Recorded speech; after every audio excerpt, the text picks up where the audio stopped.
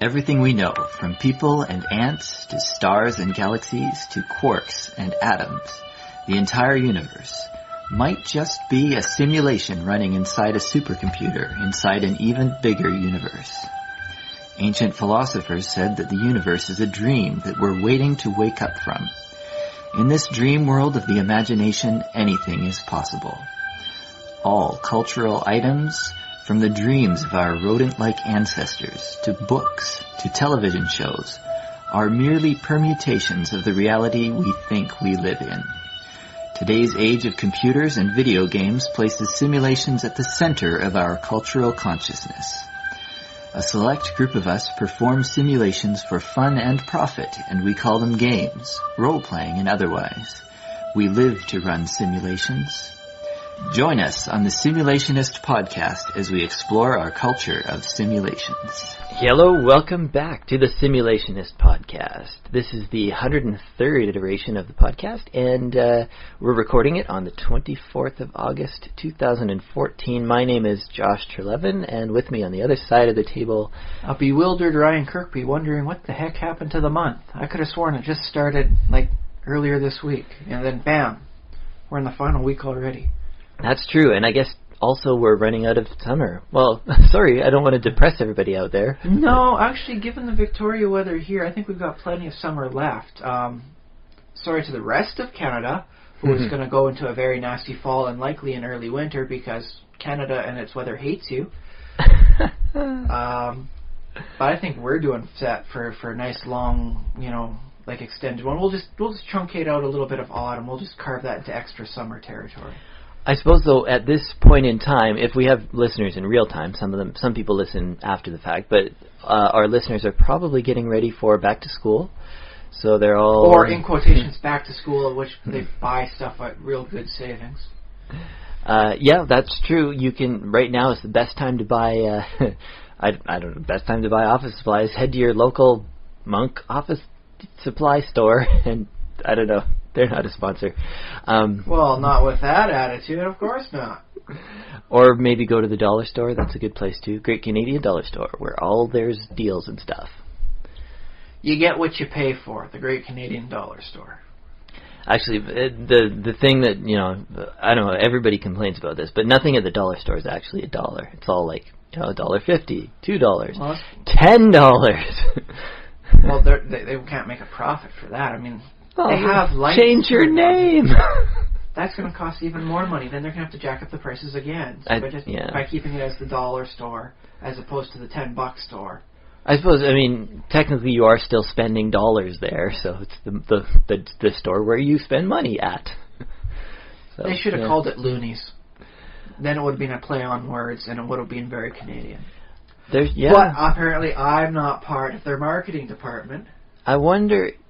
You're probably allowed to use loonies. I'm wondering, though, there are rules on using the names of Canadian currency. I don't know if loonie is official. But loonie is not an official one. We don't have official names. We don't have nickels, technically. It's a 5-cent piece. Yeah. We don't have quarters. It's a 25-cent piece. Most people would be very surprised to know that, but it's actually all American names for it. But could you make your own Canadian Tire? What if we made Simulationist money, and it was actually worth Canadian Tire money just with Simulationist writ over the top and marker? Well, we could just print it out, really, basically. But would that cost more than Canadian Tire money? Yes, and it would be half a cent for ours. And you could buy. What do you buy with Simulationist money?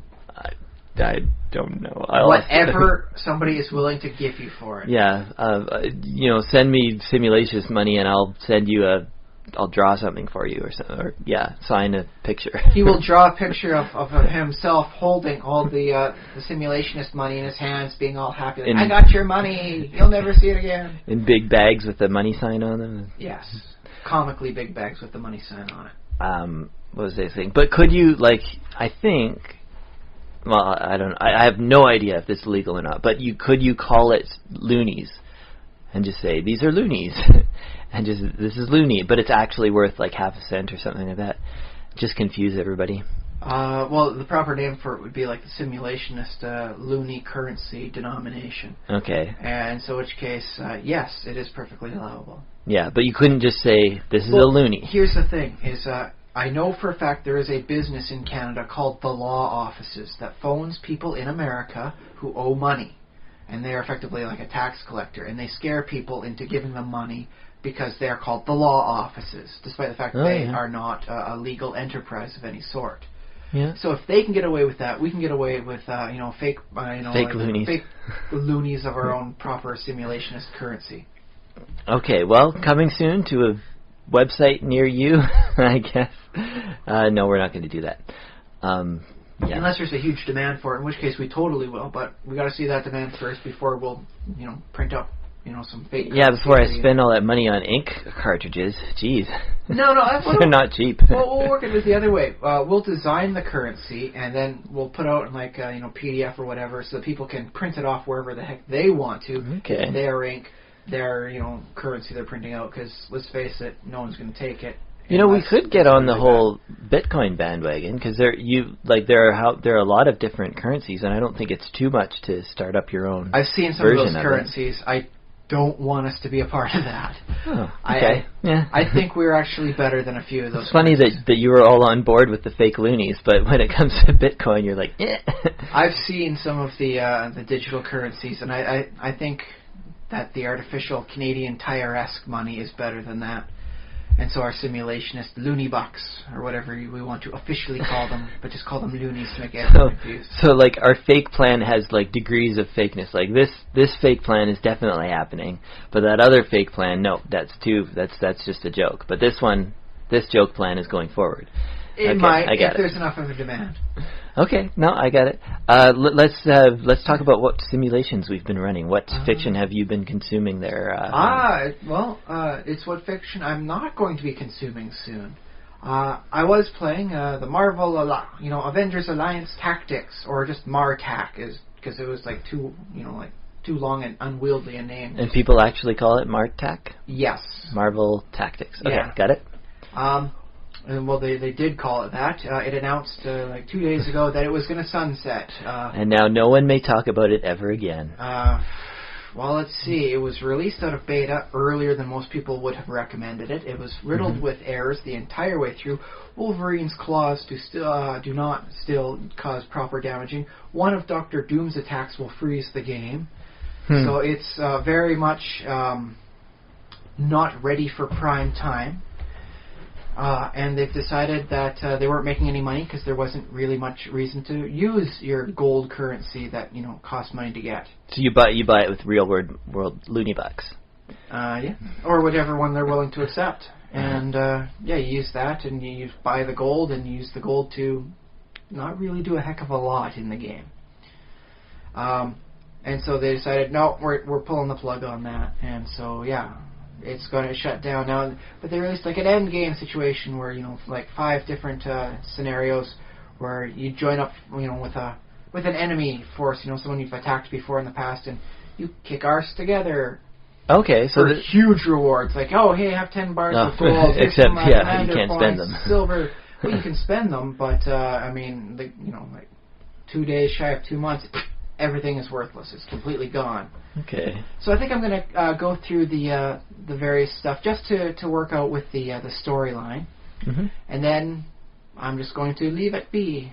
That's well, I guess there's not much you can do unless you wanted to start a letter writing campaign or something. It's by and large not worth it. If it was one of their best games ever, I could see that. But this one was riddled with errors, like old clothes get riddled with moth holes. So if somebody started an online petition, would you even lift your finger to sign the online petition?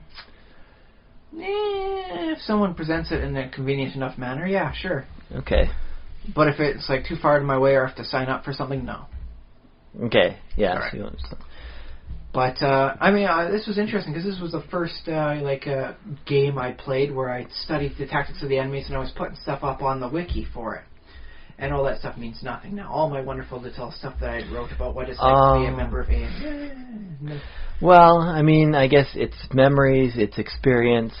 Oh, well, that, I learned, I love studying the tactics of my enemies in a simulation-based game to determine what they can't do. So and we got some podcast talk material out of it in the past. So not a complete wash, as the saying goes, I suppose, then.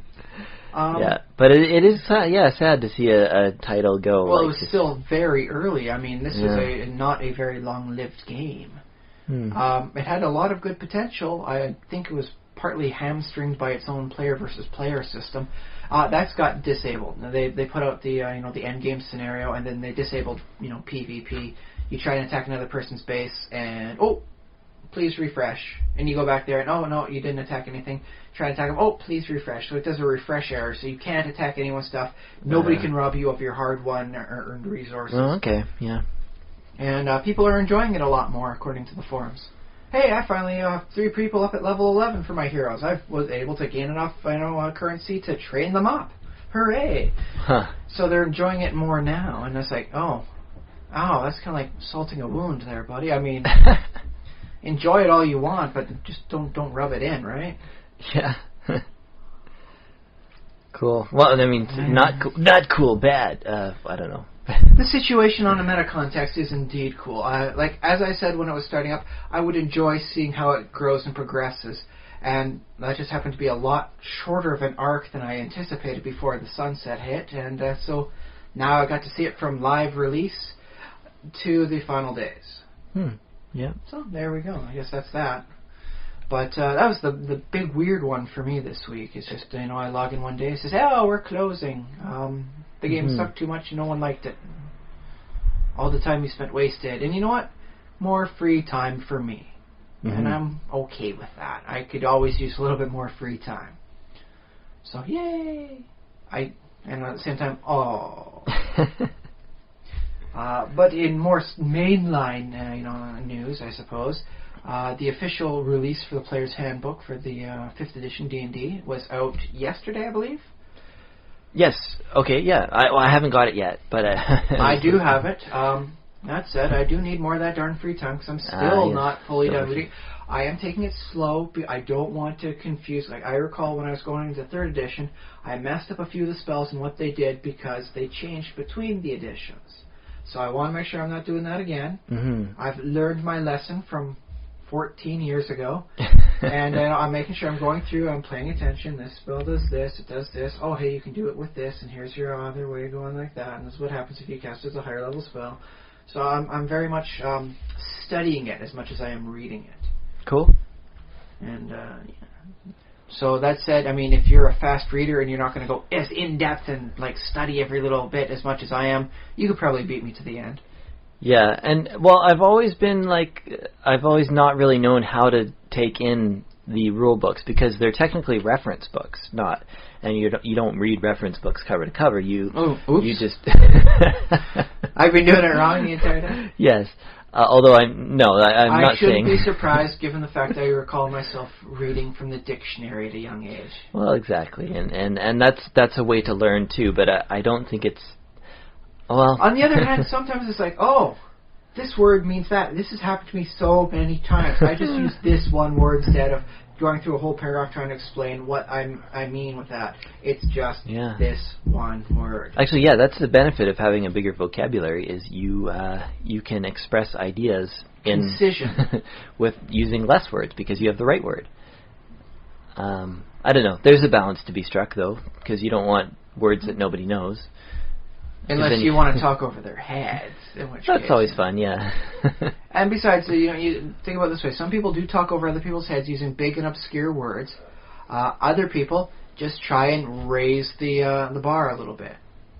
They bring out nice $5 words and what's that word mean? You explain to them, and they go, now I know.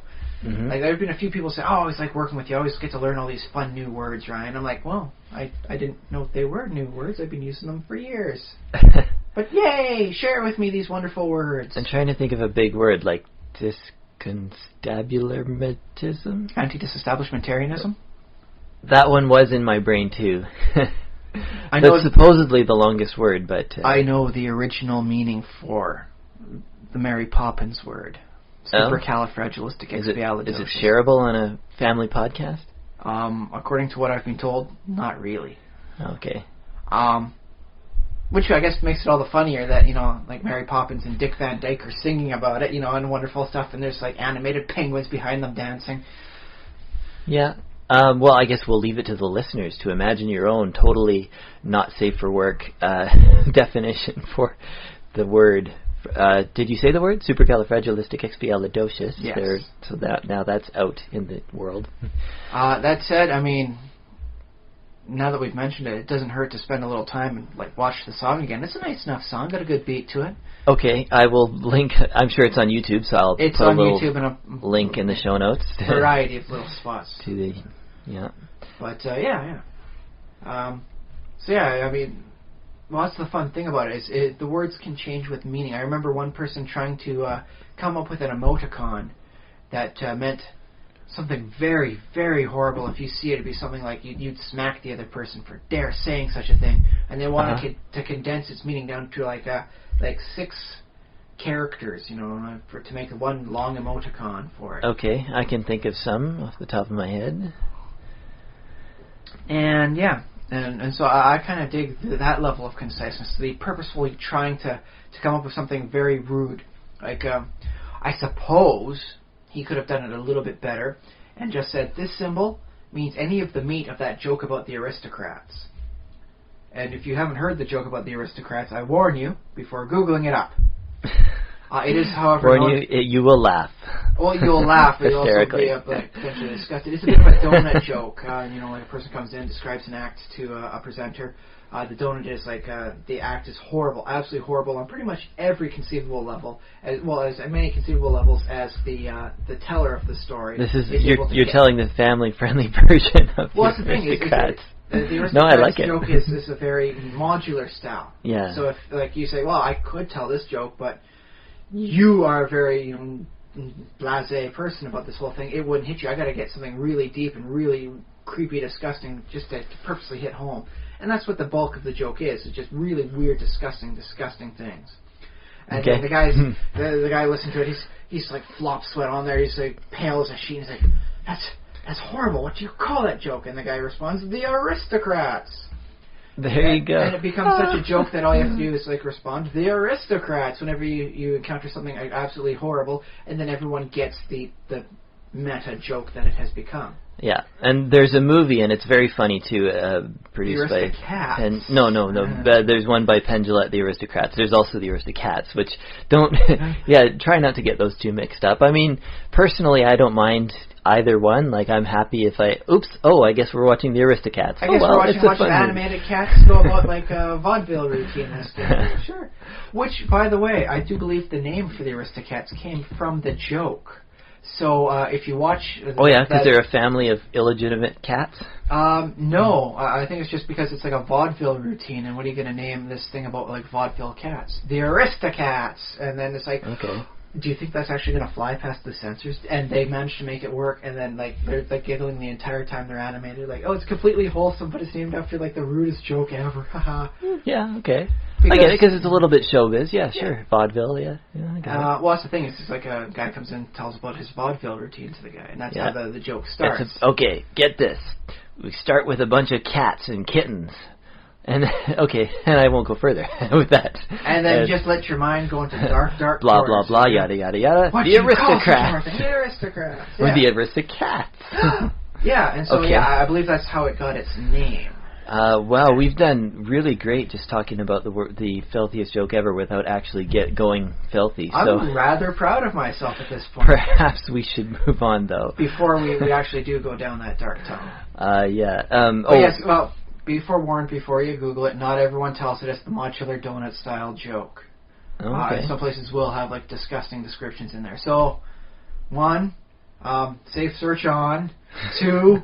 get a shot of whiskey, just in case. You might want to clear your head. I like that. Yeah. Okay. Did that finish up what your I believe your it's activities? The big fiction-based news this week. I mean, there were some big news stories this week. Okay. But they were real news stories, not fiction. So, there you go. I wanted to talk about what I played Minecraft. I don't know if there's much to tell about that, just more building underground at the deep beneath the surface of the planet. I'm digging out like a leather factory to. You're actually doing the leather factory sort of thing, like where the cow movement gets automated and you come up with like steak? Well, no, because see, I wanted to do that at first. So I did. It's a little cruel. Like I purposefully subject citizens to torture and death because they're in the wrong spot of the map, and that's a little grim for me. Yeah, well, I've done that to farm animals in Minecraft, so I don't have no blood on my hands.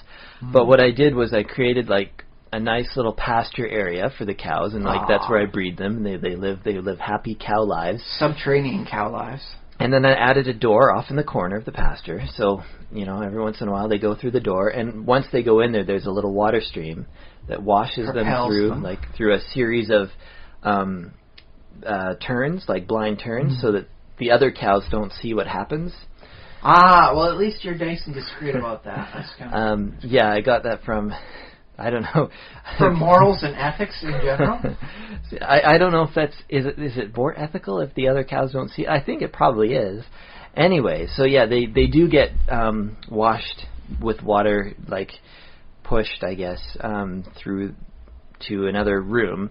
And I was going to do I was like, well, should I do burn them with fire or crush them with pistons or drown them, or I think that's all the thing. I don't know what else you can do to automatically drop them off a height. See, and that's what gets me about Minecraft as opposed to Dwarf Fortress. There are so many ways to purposefully or accidentally kill something in Dwarf Fortress. Yeah. It's like I gotta find a way to narrow down my selection here. Okay. But then I was thinking to myself, no, I want to be as quick and humane as possible. So burn them.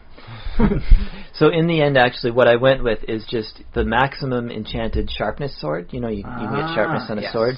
So it's one hit, one clean, diamond sword hit, and then that's it. That's all it is. And that's automated, or you do have to? I do it myself, because I'm like Ned Stark that way. to mete out punishments myself. Okay.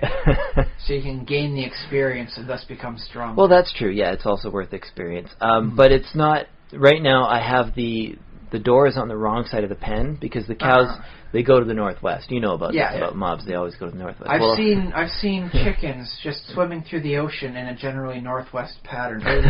Really bizarre, but once you see that, you remember northwest. Yeah. So why? Northwest, doesn't matter. Yeah, so my door is on the south side, so not a lot of cows are going through it. I've had one cow go through the execution door, and I basically I can push them through kind of manually. I'm like, okay, we're gonna get some cows in here, but mostly it's just they just wander in randomly, just by accident. So they don't do that very often, which is okay. I don't need that much leather anyways. It's just a nice little. Every once in a while, and there's a little window to see, is there a cow in there? Okay, yeah, I'll kill him. Very nice. There's a cow in the So he's not chamber. kept waiting too long.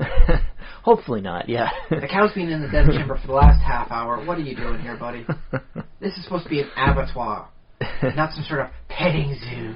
Yeah.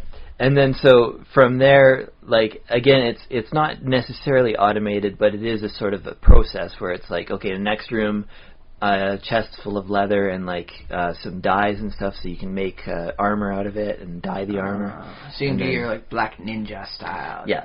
So I've got a few different suits now, and I keep on making because what I've been doing is I do the YouTube, I upload them to YouTube. So I like to have a little intro on each video where I have press the F5 key to get a view of your character. Right? Yes. So I like to have an interesting, different leather outfit each time, just different color, just so that something stylish, kind of interesting for the viewers. He's wearing green. I've already seen this one. Okay. Yeah. So what I need for that is a lot of leather and some dye, and so basically I'm building that. So that was my. I also find for stuff like cobblestone generators in potentially dangerous areas, going out to the third person perspective as opposed to the first person. Much better, just in case you're ever worried about zombies sneaking up on you, because you can see them coming and you can switch around in time. Yeah, it's true. The unfortunate thing about leather armor is it won't withstand a direct creeper blast. Yeah. If you're wearing all iron and you're at full health, I believe you survive a creeper blast. I know for a fact you can. Yeah. That's happened by accident. Like a direct creeper blast. But if you're leather or less, then you will die from direct, because you simply don't protect against it. Yeah, so that's a problem. But so I've been blown up a few times. Aww. But I'm having fun, so it's all good. Yeah, so that's Minecraft. I also, yes, I wanted to mention, I've been going this right now in Victoria. The Fringe is going on, the Fringe Festival. It's a wonderful thing. I've been there for a few shows throughout the years. Yeah. Very good, smaller venues, not huge crowds. Yeah, exactly. Much more personal setting. I remember a few where it was nothing more than about 20 people. And there's like a bar going on in the background, so get yourself a beer, just hang off at the bar and watch a play. Yeah. Very nice. And we had Dave Morris on the show on the Simulationist. We had him on a couple shows ago, and he's doing a show. So I saw that one at the Fringe. You didn't boo him, did you? Did I boo him? I may have booed one or two characters. Oh, okay. But you were supposed to boo them, right? Yeah. Wasn't the protagonist, okay. Because his show is like an improvised. Okay, what it's called is Improv Club, and improvised Chuck Palahniuk, and quickly Chuck Palahniuk wrote some books. One of which was called Fight Club, upon which the movie Fight Club was based. You might remember the movie Fight Club because it stars... I've heard of that, but we're not supposed to talk about it. The first rule, buddy. First rule of Fight Club. The first rule of Improv Club is tell all your friends about Improv Club. So that's a pretty hard, conflict of interest, but I'm going to allow it. Well, it's not Fight Club, that's the thing. So that's kind of... What if you're improving Fight Club? Well, I guess he kind of technically is, but he's not saying that, so he's not talking about it. So yeah, I guess that's what I'm doing on the podcast. I'm telling all my podcast friends to, go see this show. It's still on till the end of this week, so if you're listening to this podcast when it goes up early Monday morning, or, you might be listening in to the depths of Sunday night. Monday. You will still have about a week. I think there's still some performances of Improv Club and even if you many can't other. Make that one, there's a lot of good stuff going on there every year. My wife in particular is not necessarily big on that all the time, but the amount of times we've gone and seen, we have been able to find something that we can both enjoy, and that's a very nice thing. Is the variety in the venues. You can find something that you and whoever else you're going to be with will wind up both liking. And so basically, there are shows of like several different venues around Victoria every night this week until the 31st. And then if you miss this year, there's always next year, or so. And if you do the prep or sign up stuff, like ahead of time, like for the next year, and you get all the stuff, you do get a nice little button that marks it. Hey, you're a patron. Yep, I have a button somewhere. I got a couple buttons from a few previous years. I just don't want to throw them out because they're such nice buttons and they remind me of the things I've seen. I'm not a big button collector, but I think I have like a few, I don't know, from different stuff during life. Well, that's how you help remember stuff, is those little mementos. Mm-hmm. So what you could wind up doing is get like yourself like a Girl Guide stash and just put all the pins up and then just hang it up on display and just add to it as events accumulate in your life. At your work, do they let you wear like buttons and stuff? And I'm allowed to keep the buttons once they're no longer supposed to be worn. Are you allowed to wear, like, could you wear a fringe button, for example? They don't let you, like, literally Head they don't office let you? is very big on that. I do recall we're not even supposed to have, we're not supposed to bring newspapers in. If a newspaper gets brought in, we can keep it. But it's along the line of logic that if we were to bring in a newspaper that exposes a particular side of a topic, then we could be seen as supporting that side of the topic. And the legal department says, no, that will stop people from coming in. How dare you espouse any sort of view on any sort of thing? And so only newspapers that find their way in by other people are allowed to stay for the day. After that, it's old news, and you got to chuck it, right? Okay, yeah. I see the logic, but I have to admit it's tenuous and it's spurious logic at best. And there's your $5 word for the week. Spurious. Having spurs on it. In this case, spurious logic means it connects, but in a very weak fashion. Okay, yep. It's a nice way to describe it, I suppose. Yeah, so that's what I've been doing, playing video games, watching shows.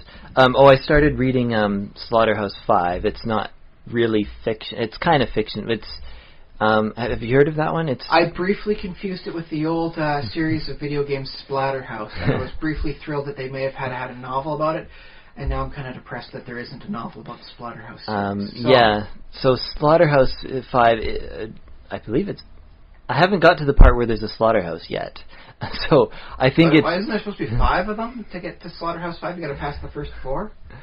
I think so. I think, or maybe it's just 5 people in a slaughterhouse doing something. well, I think what's going to happen. It's The Slaughterhouse. the story is about some Americans who get in World War II. They get captured by the German side, and they're like funneled through the whole system. You know, the system of prisoners of war system, which. You know, in the movies, sometimes the Germans just shoot whoever, like they don't care. Sometimes it's Hogan's Heroes. Everyone's having wacky hijinks every week, despite the fact it's World War II going on, and the concentration camps are like a 4-hour drive away. Yeah, and I guess still can't believe that made it onto the air. I have no idea sometimes how that managed to do it. But yeah, that's an aside there. So this book, I think what they end up is. I think what's going to happen, I'm about halfway through the book and I haven't got to a slaughterhouse yet, but I think what's going to happen is they're going to end up in a converted, because what the Germans had to do is they had to convert farmhouses and factories into prisons because they had so many prisoners of war. So say what you want about them, but at least they took prisoners of war. Not every villainous organization on the face of the earth these days is doing much more than just keeping for slaughters later. Some people are legitimate prisoners. Some people are just executions not yet occurred. Well, yeah, the thing is, because the Americans and the British and Canadians, for that matter, were foreign nationals, and the other countries were interested in them, they had a little bit of value, because what they do at the end is they sort of, or the plan is they might, trade, sue for peace. Okay, all the lines are properly established, and then trade up your prisoners again. Yeah, so it might happen that if you happen to have killed people that your enemies cared about, whereas if you kill your own citizens or just random civilians that you happen to come across, there might not be documentation or But although it was a very weird time in human history. There, they did attempt after the war. They attempted to sort of sort out all the crimes that were committed. And that's a Gordian knot of problems, though. Yeah. I mean, just sheesh. But hey, there's another $5 word reference for you. Gordian knot. Another Gordian knot. Yes. That's an allusion, actually, I suppose. Okay. Yeah. Well, to Alexander and the large Gordian knot.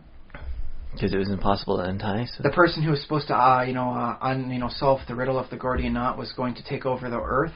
Alexander the Great takes one look at it, because there'd be people that they'd go in there, they'd try and pluck a bit here and pluck a bit there, and it's like, how can I loosen any bit up? And nobody can loosen. It's the Gordian knot. It's impossible. Yeah. Whoever does this, and so Alexander the Great walks up, looks at it, takes out a sword, slices it in half. He's done, and then he proceeds to take over the known world. Yeah. Because he was an out-of-the-box thinker, and except when it came to naming cities, he took over. Then it's just call it Alexandria and keep going. I would have at least attempted to solve it, just because I have cool, puzzle. Well, I think he would have been of the smart enough kind of, intellect that he would have looked at it and said, you know what, smarter people, more logically inclined people have tried this and completely failed. Plus, I believe they were keeping it outdoors, and so it was getting kind of skeezy. And so he said, forget this. Sword, done. Yeah.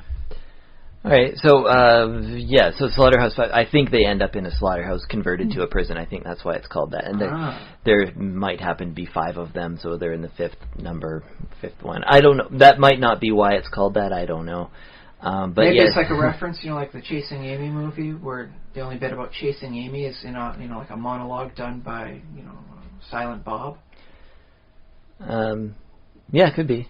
I hope someone says, spoil anything. I don't know. I don't think you've said too much about it, but it could be like someone says, oh, this place is like a farm. It reminds me of, like a Slaughterhouse 5 when I was growing up. Why? And then it comes to some deep reason, and you totally, the book meant something else entirely, and I've been reading it, like, from the wrong perspective and everything. You, like, in your mind, you suddenly mentally go through everything that's happened in the entire book, and it's like, you read it under the new, mental perspective, and it makes complete different, like, oh my goodness. Mm-hmm. I like the thought that the slaughterhouse might turn out to be the only location where nobody ever gets slaughtered in the book. Because, Europe is sort of a slaughterhouse in that time period, right? Well, not just that, but I mean, you go far enough back in European history, almost anywhere, something's happened. Yeah, that's true. It didn't have the most aseptic history, we'll say. So I think it's a nice little bit of irony that they end up in a slaughterhouse where they don't, it's safe, basically. Yeah. It's like that's where they live out the rest of the war until... So they just, like, hook up some ropes next to, like, the meat hooks, and they just use it as swings then, and that's just... Well, I'll find out. I haven't read to the end of it, but it's a twist ending. It's really not that deep. It's really just kind of weird and goofy. And you know what? I can't say I'm really enjoying the book. I mean, I am, like, it's interesting, but it's kind of depressing.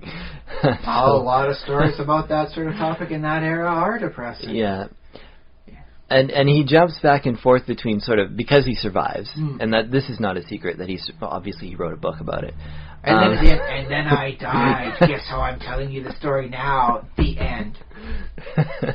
But the book jumps back and forth between his post-war life, like where he's a successful businessman and stuff like that. He's got I forget what industry. It doesn't matter what industry.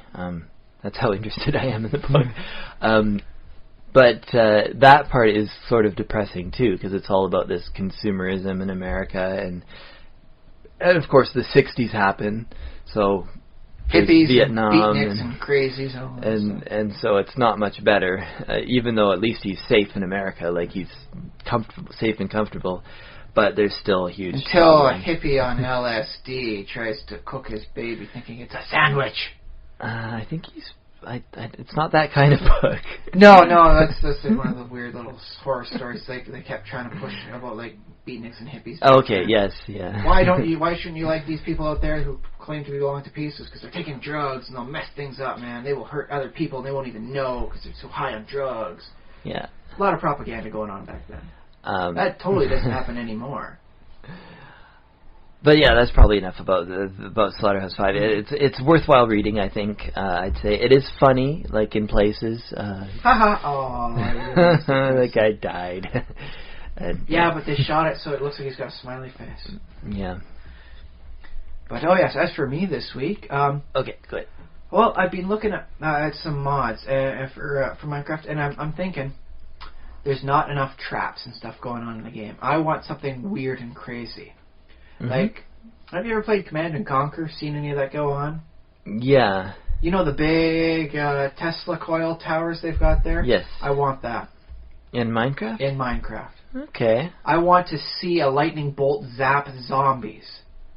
And anything else like evil. But, let's all face it, you know what happens to the creepers when they get zapped by electricity, right? Oh yes, yeah, they get charged. So it doesn't work for everyone. Okay. I want spinning saw blades. I want saw blade traps. Saw Step blades? on the pressure plate, meh, saw blades go by.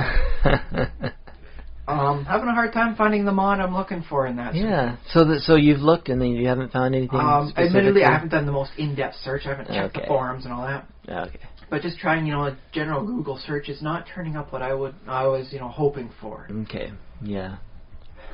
Oh well, I'll keep searching, I suppose. But now that I've got Forge up and running, I can easily toss stuff in and have extra fun that way. I may have started a very weird decline into less playing the game and more finding stuff to make the game more fun. Well, I will say, a lot of people go back to vanilla after playing some mods in a while, and they're like, I'm actually surprised how just fun vanilla is. Because they were doing mods to try and make it more fun, but really they didn't need them. I would like to have something more to do with the gunpowder I keep getting off the creepers. Oh yeah, have you made fireworks ever? I don't want to waste the limited sand. Waste the gunpowder. Well, you don't need sand for fireworks. Oh, yeah. You need the paper and all that. But yeah, for the TNT and all that stuff, it's just that really is just wasting resources and time. I might do a fireworks sort of thing, like once I finish building my grand mega city, just to celebrate. But that's just something that would appease me. It's nothing much else to it. I think it's probably high time I started using TNT again. Every once in a while I get a massive collection of gunpowder. I'm like, okay, I can actually carve out a room because I have enough TNT. You can do it a nice, big, fairly large room. So I do that, and then it's like, okay, now I have to wait until I get some more TNT to ever do that again. I've got several stacks of dynamite. Or not dynamite, but just the gunpowder. I'm doing nothing with. There's nothing I want to do with, so I might have to try and find a mod that just does simple things, just so I can use it.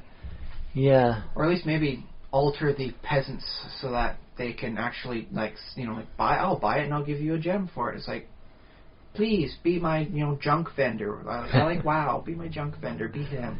All right. I don't want to throw anything away. But I was doing that, not finding anything I was looking for. But there's some very nice mods out there. I might wind up putting in eventually. I don't know if I really want to put in like hurricanes and all that sort of thing, but I might, maybe, have some fun.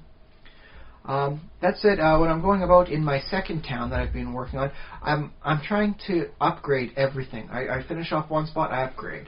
The little tiny houses I built weren't generating properly as houses for the purposes of getof more peasants. Oh, right, yeah. So I had to throw it away, and I wound up building like kind of a ziggurat style sort of thing. It doesn't house as many doors, but it looks super stylish, and it's got some nice little things about it I kind of dig. So, yay! Cool. And then it's like, well, what next? And then I started realizing, well, my fields I have in town that are just nice little, green walkways to get to the main building, they're technically dripping water down below. I could build them up and then have, a double layer proper so that nothing drips, and then I could put in more houses underneath, and that would properly connect each of my four corners together, so it wouldn't be too far from any one door. So I'm going about doing that, and I'm just going around upgrading. It's like, no, I can do better. I can do better. I'll make this even more superior, and I'm enjoying that, one-upping myself. Cool. So there's that. I'm having a little fun with that. Other than that, I saw two movies of particular note, and this will actually seg into our main topic this week. Got done with the movie of the week, like watching the old-fashioned movies. It goes from 10 to midnight in my local time. And it was something I'd seen, I enjoyed it, but it wasn't too much. And it's like, well, I still want to do a few things on my little netbook before I go to bed, and I'll find something else, just a quick little something to watch. And what do you know? On one of the other channels, it's the Superman Returns movie with, was it 2006? Reimagining the restart of what DC is trying to imitate for Marvel, and their huge blockbuster success. Which was not the best movie, Superman Returns. Didn't get great reviews. Didn't get great returns. It did have, what's-his-face, Kumar from Harold and Kumar Go to White Castle, as a nice lackey for Lex Luthor, and that was kind of weird and fun to see. But it was the scene where Superman is saving the plane, from being utterly destroyed, because they were supposed to have that spaceship, launch off when they get to the high altitude, except things are locked, and then it pushes, and you can't automatically disengage safety things that really should have been intrinsic. If you can't unlock, you can't start the engines. That's a basic safety feature they neglected, and because of that, thank goodness Superman was around to save the day. Otherwise, everyone would have died. It would have been a horrible disaster for everyone. But Superman saving the day. Yeah, Superman, well, it really got me because I like this scene. Say what you want about the rest of the movie. This scene was the epitome of Superman. People are panicking on the plane. Everything's going wrong. No one can do anything. The fighter jets can't keep up with the rocket boosters. The plane is going off beyond them. No one can disengage the locks. Everything is going wrong. There's some reporter inside the plane, and they're praying. That's all they can do. And what happens? Superman comes and saves the day, saves their lives. Because that's Superman. And that's what Superman is when you can't do anything, when nobody can do anything. Who is there to save the day? Superman. Or praying to God. Well, I like it, because it's that fantasy of, Well, everyone's seen a situation, where it's like, oh, this is such a horrible situation. I can't do anything. I am powerless. And Superman is like what you would do if you had the power to stop this horrible situation which is beyond anyone's control. And I think that's the proper epitome of Superman. That said, I find the nice juxtaposition of Superman saving the day versus someone praying. Okay. Because a lot of people, say like, oh, Superman's basically just like a god power fulfillment fantasy, right? Sure. He's compared to Jesus sometimes in that like a. Jesus never saved an airplane. Jesus never lifted a mountain of crystal into the sky and threw it out of there. Yeah, but or no. I suppose he could have if he really wanted to. I mean, he could just like, hey, Dad, can you help me out here? Instead, all he really needed to do was get a lot of, wine and fish together. Which is perfectly good. Superman can't do that. He can't feed the masses that way. That's true. Can't get the bread, can't get the fish. Well, he could. I'm sure he could figure something out. Actually, who would do a good job at that? Batman. Well, that's the weird thing is okay, when it comes down to Batman, Bruce Wayne could totally be doing a lot more. For the cost of what it takes to be Batman, Bruce Wayne could supercharge the entire metropolis, Gotham City, and I'm going to go put in one other fictionopolis. Let's go Star City Police Departments. Yeah, so he could provide power. He could just get them all the stuff they need to fight the organized crime. He could, bring in the outside resources to just because Gotham City is pretty darn corrupt for its police forces. He could put in enough private eye detective sweeping force to completely clean up the entire, organized crime influences in the and then city. it'd be a police state, but okay. Well, that's the thing, is policing the police in this case. The biggest problem with Gotham's, criminal problem is that the cops are in on it, by and large. Okay, yeah, that makes sense. Gotham City, yeah. And I suppose that's nice as an extra realistic sort of bit to it. It's like, oh no, why does he have to be Batman? Why is he there? Because the cops won't do anything about it. Because they're taking money for it. So Bruce Wayne could get enough detectives, getting enough dirt on everything. He could completely root that out and throw a lot of cops off the force in utter shame on public humiliation with whatever Bruce Wayne, media enterprises he's got, to publicly shame everyone. Well, you'd need someone like Harvey Dent or you need like a prosecutor. Well, I've been told you can change the world with the 5 right people in the 5 right places. Oh, okay. I've not heard this. That's true, but it's a very powerful thought. In which case, you get the Harvey Dent prosecutor, you get your Commissioner Gordon for the proper, honest core of the police force. He'd probably work his way up beyond Commissioner in this case. And then you'd have your Bruce Wayne to be the financier, and I suppose... What's that, 3 so far? 3 out of 5. You need a Batman. Does Batman and Bruce Wayne have to be the same person? No, a Batman role would likely wind up being the 4th one in this sort of role. Okay. Although you could replace him with a Harvey Dent sort of character.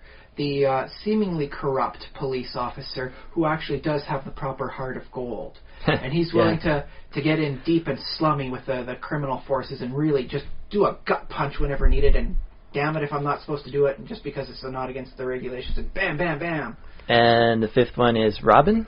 No, in this case it would wind up being like someone else to properly regulate everything out. Like maybe a decent mayor to keep everything going. Okay. In which case, 5 people and you wouldn't really need like an actual superhero, and they could change the whole thing.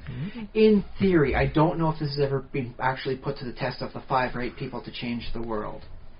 Interesting arguments to Steve Jobs, Bill Gates, and a few other people to help spur the technological and computer revolution. Okay.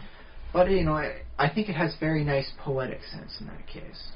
But yeah, you really don't need Batman. You just need a much more stable and proactive Bruce Wayne.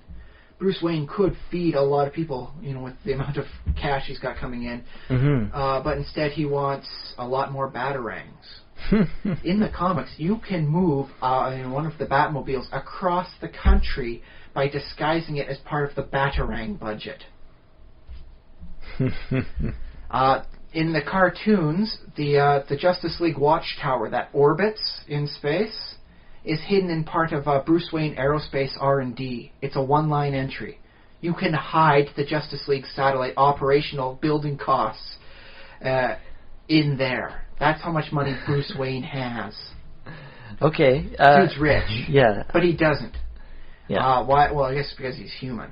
I mean, he's Batman. Yeah. Superman's super Kryptonian, really. And so I like the scene, it's like he's the only one that can save the day, and he's there and he's saving it, and it's like, so, back to the plane. Essence of Superman here. And the rest of the scene, okay, whatever, I'll go to bed now, I'm tired. But that's the one scene I like, and he's so great at it. It's like, oh no, the plane wing comes off and it's coming right towards you. Superman plows right on through it. It's the wing of an airplane doesn't even slow him down. Trying to get the plane from spinning, that's a little hard for him to do and all that. But the plane, wing when it falls off, that doesn't even stop him because he's Superman. That's how great he is. Yeah. Well, I really like that scene. I had that in my head, and I still have it in my head. I hopefully will forever have it in my head. It's a nice scene, and it's something to try and aspire to. Be the person who can only be just that one person to save the day. Be the hero, the superhero.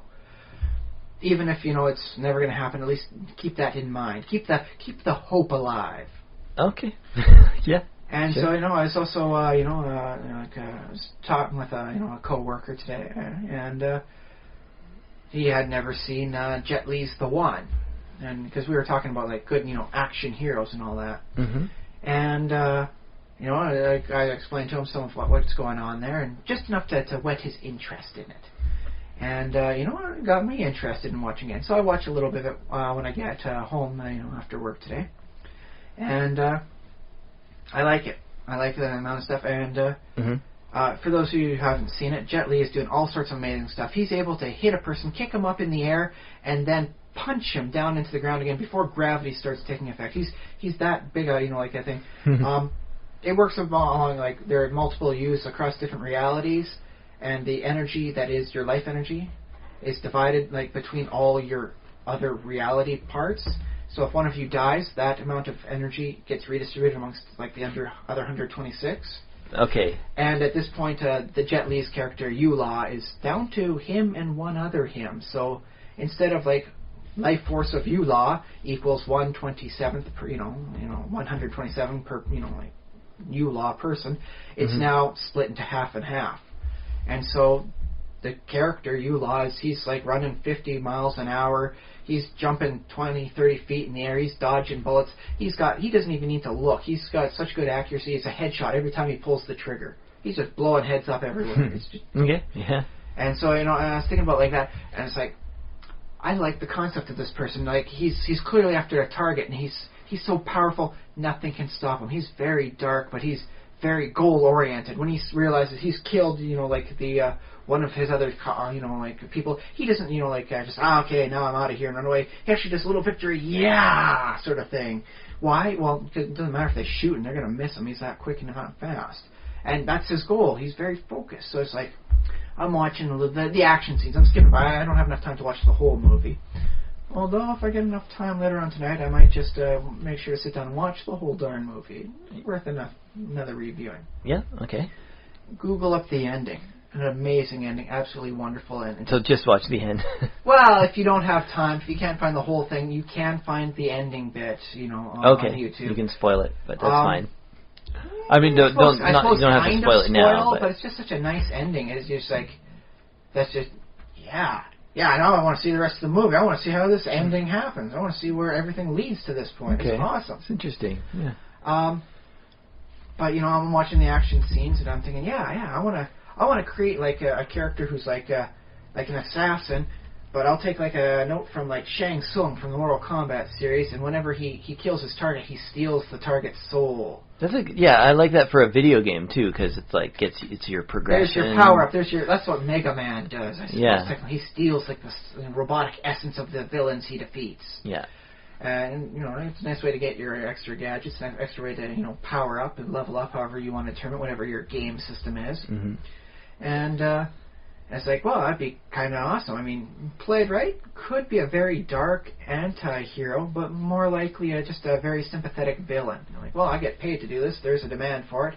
I'm just doing it in the best proper way with the most, efficient and least collateral damage, I suppose. Mm-hmm. And just play it from that aspect, and you got your charismatic bad guy. Mm-hmm. And I'm thinking that would be pretty sweet. I could do some rules in the tri-stat system, and I'm making mental notes as I go. Okay, if he's running 50 miles an hour, I can do that stat. Yeah, da. And then it occurs to me, say, well, what he's doing this. He's basically superhuman at this point. He's Yeah. Well, if you're running 50 miles an hour, dodging bullets, and doing headshots left, right, and center, I think you qualify past post-human. You're not meta-human, you go straight into the superhuman thing. So it's like, in the last 24 hours, I have seen 2 bits of movies, whereupon I was heavily inspired by these really high-powered characters.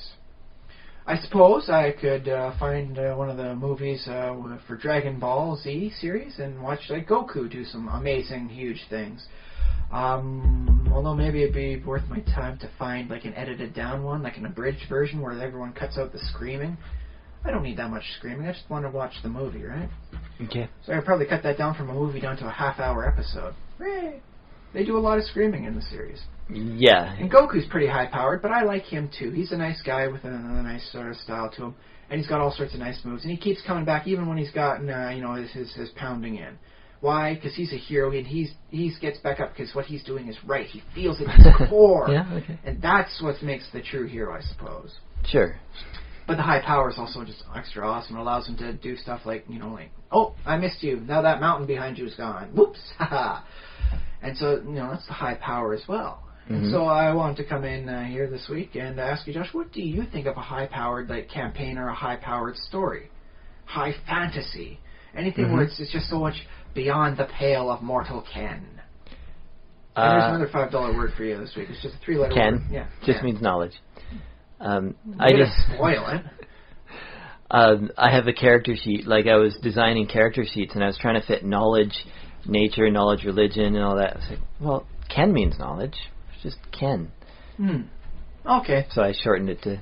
Yeah. Well, I remember so it fit on the character sheet. I remember in 3rd edition they said you don't have to keep your skills by the same name. Like they had the Ember, the monk character there. Oh yeah. And they had her move silently was they had her relabel it to rice paper walk to fit in with the monk style. That's right. So yeah, in which case Ken would make you like more of an archaic sort of sage. Yeah. So there you go. So congratulations on adding extra style to your character sheet. Yep. So what do you think of the high-powered story? What do I think? I think it's awesome. I don't think every story needs to be that way. I was reading, what was I reading? A screenwriting workbook by Sid Field, and he was saying something like, make the stakes high, make it world-shaking, but not necessarily not that every movie has to be about saving the world or whatever. No. But you do need you need to feel like at least the main character's kind of world is shaking. It might be, if it's just your standard story, it might be just, going through a divorce or something like that. But I do like it when the odds are stacked against it, and you catch yourself reading, it's like, I have no idea how they're possibly going to be able to make it. It seems like every which way, there's no way they're going to possibly survive. They are doomed. And then just to see them snatch victory from the jaws of defeat, that's what makes a good story. So it doesn't have to be like We Saved the World. It's just like, I can't believe we made it out of that situation. That was so against us, and we just managed to find the wherewithal within. Yeah, and because I like a variety of stories, and I don't think you need to have the entire existence threatened in order to have a good story, because you can have a story just about, some regular level 1 people, or to use a D&D term, or just... bunch of level 0 NPCs. Yeah. I do enjoy, I do recall the Dragonlance short story involving the character Pigface William. I have mentioned him in a previous iteration, and what he is basically just like a bartender who's really ugly. Apparently he was scared by a pig as a baby, and he was like, this apparently determines how you look the rest of your life. You get scared by a pig, you look like a pig. Okay, yeah. So he's Pigface William. And there's a story about him, sneaking in, saving a person's life, and at a lot of risk, because, the town is under guard by, invading evil forces. He gets caught. He can't fight his way to freedom. He's not, the master swordsman. He's not the super strong guy who can just brute force his way across a dozen guards. He's not the dexterous rogue who can, vanish into the shadows unseen. He's just a bartender who, is doing what he believes is right. And so he's effectively just like the level 1 character sort of thing. Yeah. So a more powerful character, like a Superman or a Goku and stuff, often what they'll say is the writers will say, well, he just has whatever power he needs. Like, does he need heat vision in this to get out of this situation? Okay, he has that now. So they just basically... I do recall a situation where Superman was trying to make a cage, and he's working at Superspeed, and how is he going to put every piece together and make sure it's properly soldered? What power does he use? Take a guess. Oh, Superman's vast array of powers. How does he get a bunch of metal bars into the shape of a cage? Does he use his heat vision? No. You'd suspect he would, but instead he rubs his fingers on it really fast and does like super friction and heating forces. He had so many powers, they were overlapping and redundant. Yeah. I would just spot well with the heat and vision, but no. Apparently heat beams weren't necessary. He can just rub his finger and thumb really quick and, just cause that to weld that way. Yeah. And I don't know how to me as a reader, sometimes that's unsatisfying to see the hero the writers just invent another thing that the hero can do. Okay, now he can do this. That's how he gets out of this situation. So I like seeing heroes that have to overcome obstacles, but I like to be able to sort of follow connect the dots. What if it had proper foreshadowing? I'll present to you a situation. Futurama. There was an episode where they win a war, Earth wins a war, and everyone gets like a $300 war rebate. So everyone gets $300, and it's all about how you spend it. And Fry, because genius that he is, realizes with $300, I can buy 300 cups of coffee for that. Oh yeah, I saw this episode. Yes. And so what he does is he spends the entire episode drinking coffee and just getting increasingly more jittery.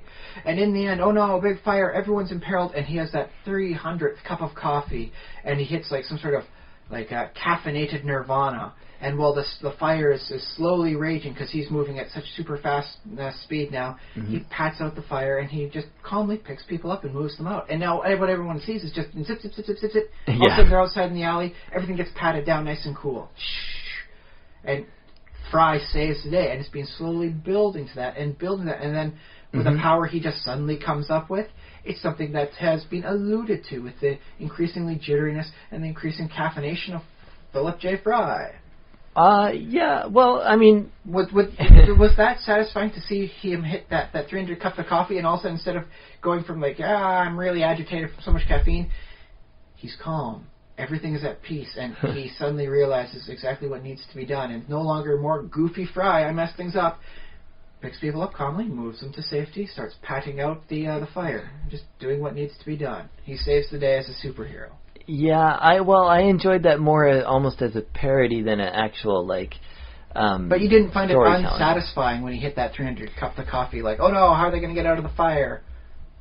300 cups of coffee, bam, there you go. Yeah, sure. I mean, I don't believe it, but I guess... Well, it's future coffee. Maybe that's how future coffee affects you.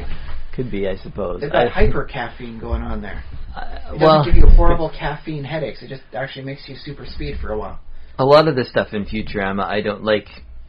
It is a cartoon, and I don't like. One part pastiche, one part homage, one part parody. Yeah, so I think a lot of it breaks laws of physics, even if it's like, oh, but it's the future. Technology can do anything. Well, if it really were, then would we still be able to recognize, would people still walk around on the street and, because they wear clothing? Well, we have cars. Why is anybody walking anywhere? I have a car, but sometimes I still walk to the corner store and buy myself a little snack. I don't need to drive the car there. Yeah. Just because I have technology doesn't mean I can't take the more primitive and simpler route. Okay. Yeah. So there's always something to be said about taking things slightly. I mean, people still go hiking and camping. We have houses. We don't need to be living out in the woods. We have progressed as a society beyond the hunter-gatherer society of transient, like camping in the wilderness. Okay, what about this? If there's robots that can do any job, why are there still humans on Earth? We're cheaper. Are they? There is a horrible little fun saying I recall that describes a lot of jobs. It's smarter than a monkey, cheaper than a robot. Yeah, but in the year 3000, I would imagine, I think robots would have reached a level where they got to pay the robots. They got robot rights. They have robot rights now. Do they? Bender gets in paid the Futurama. Bender gets paid for his stuff. Does he? Although he's also considered company property. Yeah, I thought he was owned. He's company property, but he does own himself. I mean, he has his own apartment, and they got to pay rent and all that. I guess maybe there's a corporation that's artificially keeping the price of robots higher than That'd it should be the mom corporation. Yeah. For added profits. Yeah. But no, you actually have to pay Bender if you want him to work, and in some cases he still won't work even if you are paying him. It's Bender. Well, it's similar. I mean, maybe Fry might not work if you pay him. If you can get away without it, and he won't. Yeah. It's human nature. It's robot nature. It's universal nature. Yeah. How did we get on that? How did we get on any of our topics? But high-powered campaigns, or but with Fry and his sudden, I suddenly have a superpower now. You didn't find that to be like a cop-out. You still found it at least enjoyable enough that it didn't just say, well, they just pulled that one out of their arse, didn't they? Well, I thought it was good because it made sense in the whole story arc. Yes, it did fit. And there was allusions to it as he gets increasingly more caffeinated. Yeah. So it wasn't just like all of a sudden, Fry just, now I have super speed, I'll save the day. No. Well, that's like Fry. He is a normal character. He's not. That particular episode does go against what he usually is in most episodes, which his archetype is that bumbling fool. He's not Superman. No. So if you saw Superman, Superman does this, Superman does that, he saves the day, he stops an airplane, and then one episode... He does the little things, too. I mean, he'll stop, some people trying to, rob a fast food joint. Yeah. So he does all these things, and then one episode, one issue into the future, suddenly he has this power. Maybe he'd never used super speed before. Okay. Here's a nice example. Right.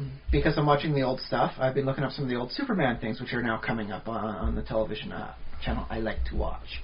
And in one of them, Superman exhibits the power to split himself into two Superman and be at two places at the same time. Ooh, this superpower is never referenced in the comics and never mentioned again in the TV series or any other subsequent series, animated or live action. There we go. Yeah, something like that. Like a new power. That just happens the one time and thereafter is never referenced or alluded to, even though it could really help solve a lot of problems. Yeah, and would it be too hard? I mean, maybe it would be because you only have so much time to write these, and then you got to ship them. Deadlines. The reason for spontaneous superpowers everywhere. But yeah, would it be that hard to write a little bit of a backstory for that new power? Hey, a new power, that's pretty awesome. Well, I'm thinking as a nice counterpoint to the Superman's in two places at once. There could being be time travel. Well, there's a story where let's see, this is back in the Silver Age, so just give me a sec to remember it properly.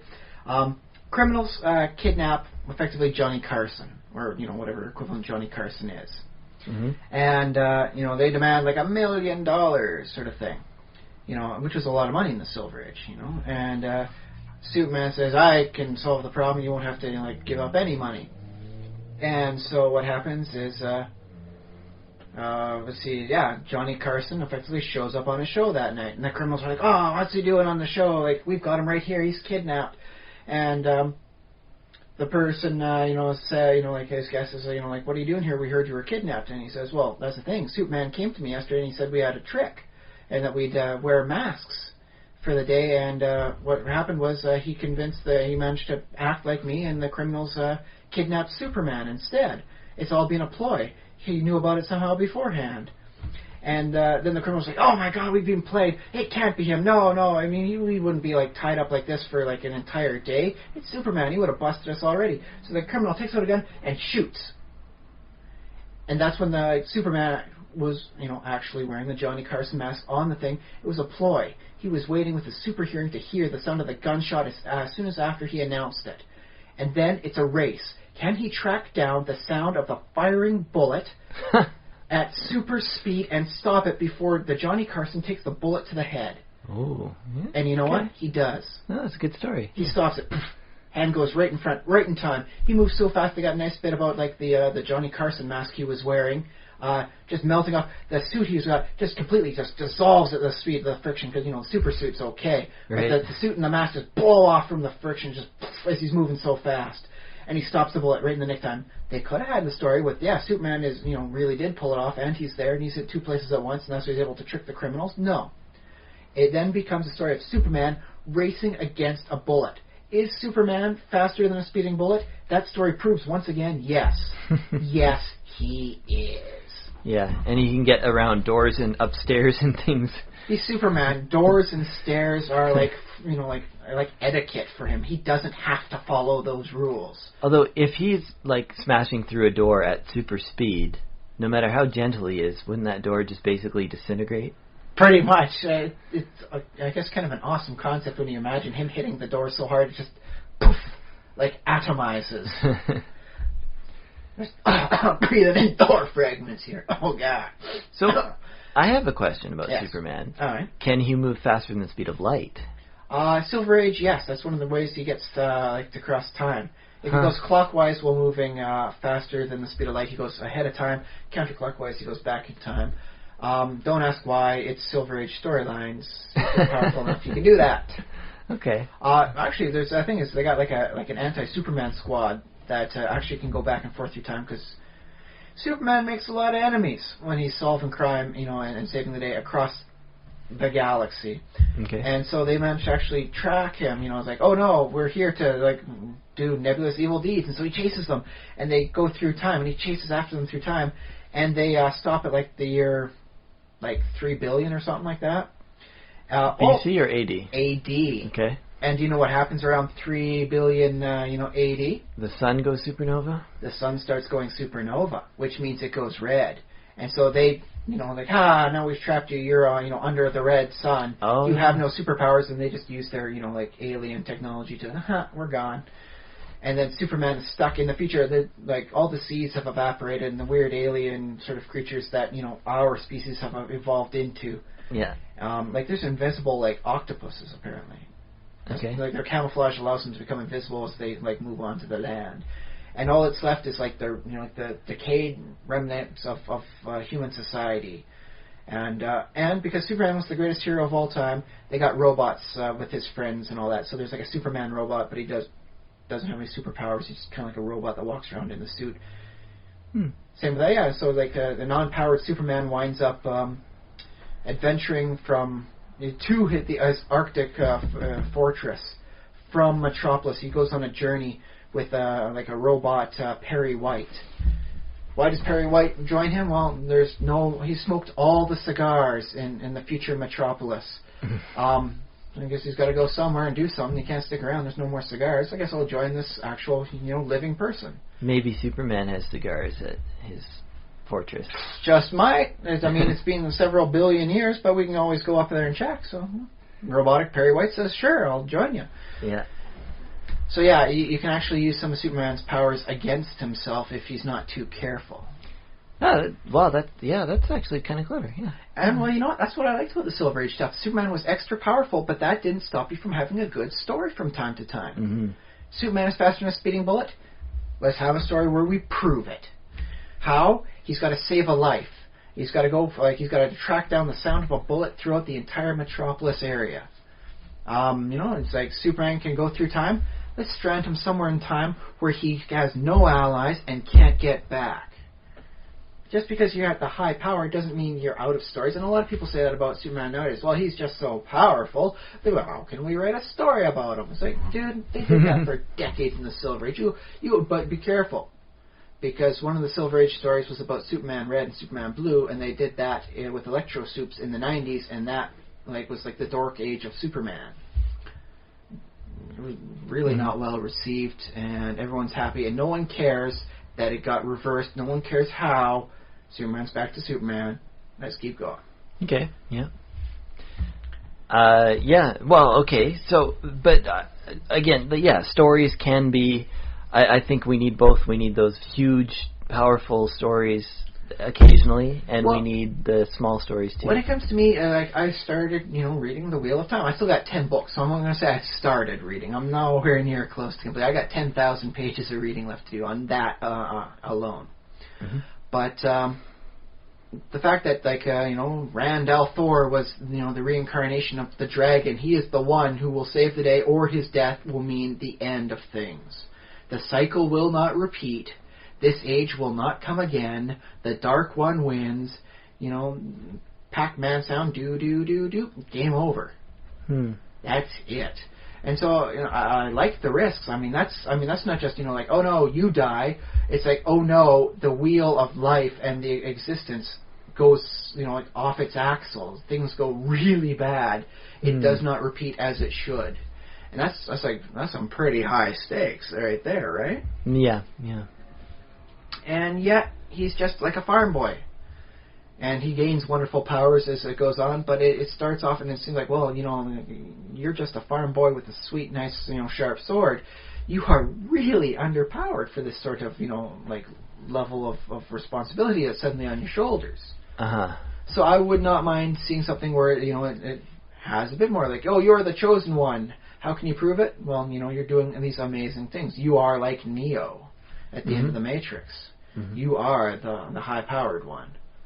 Yeah, and you want to be like, I guess it's not so bad in novels because you can just introduce more powerful characters, but you want to be careful not to make your farm boy hero just like sort of a pawn. That works too, but just a pawn in these bigger machinations. And that's one of his great fears throughout the books machinations. Throughout the books I'm reading is he's constantly afraid of being like the lapdog of this one organization, or becoming like a thrall to the evil one, or who's this third person? Is they for the light? Are they for the darkness? Maybe they're on their own side, and he just doesn't want to become the lapdog of any one side. What he really wants is to go home and start raising sheep again with his dad. That is his actual ultimate goal. He doesn't care about the more power. He doesn't actually really give a darn about saving the world. He just wants to go back and raise sheep and tobacco with his dad and just live a peaceful life. Okay. Which, that harkens me back to like Superman again. If he had his way, he would be on the farm. And he would just be a farmer with super strength. On the Kent farm? Yes, on the Kent family farm. Unfortunately, I suppose for him, he knows that the world out there needs someone with the power, strength, and the, good, moral, upright nature of Superman. Yeah. And so as much as, he would like to have... Well, actually, I remember one story called For the Man Who Has Everything. Long story short, Superman gets a alien thing attached to him, and it makes his, ideal life happen to him. And so he's on Krypton, and he's got a family, and he's a farmer that, he does some, writing on the side. That's his ideal life. He doesn't actually want to be Superman. He wants to be a dad. He wants to be a good husband. He wants to, he wants to be a good son. He wants to know who is, like Jor-El, his father, is. He wants to be the good member of the family. He wants to, be the man who works, with his hands, salt of the earth kind of guy, and do a little writing to keep his brain active on the side, sort of thing. And that's, I think, the higher the power it is, the more mundane your ultimate goal is a nice contrast. Because if Superman wanted to rule the world, because, darn it, I'm the only one who's going to keep this place in line, he would be much less relatable, as opposed to he's like the superpowered, farmer reporter. He just really wants to be. The superhero thing is just what he has to do to make sure things go right. He can't just let this, injustice slide. He has the power to change it. He has the power to make the outcome positive. Yeah. Well, and it's that Superman, he's kind of like, he's like the army in a way. He's like, ideally the army. Yeah, he's like how the army ought to be. It's like he's very powerful, but you don't like... How about the Corps of Engineers? They do, I think, are perhaps the best representative of changing things. Well, maybe or National Guard, something like domestic rather than foreign necessarily. Well, they do a lot of domestic work. I mean, they built the levees that lasted for decades in New Orleans. But my point being that he's not, he doesn't rule. Superman is different from a king. He's... because, America is a democracy. And he truly does believe in actual democracy. Yeah, they have a president and all that, so... So Superman is kind of like, he's a very powerful tool, but otherwise the nation runs itself, right? Ideally. I wonder too, we have in North America, and I guess other countries have it too, but we have professionals who do jobs that are dangerous and a little bit high skilled, like firefighters.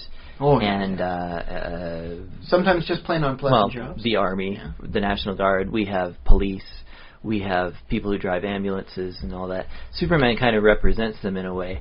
And I think he represents them quite well in intent. I think Batman represents them a little bit better in practice because of those limitations. The firefighter can't just walk into a burning building and go, and then it's all out.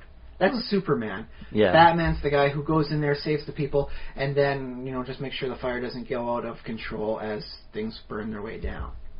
Yeah. And so I do, like, you have Superman sort of dreams of a different profession. Like, he's like, I don't like this. Superman doesn't like his profession? Like, he doesn't... Well, Superman's profession is the reporter, and sometimes farmer sort of thing. Okay, yeah. Because he's actually Clark Kent. Superman is just what he does to make sure that...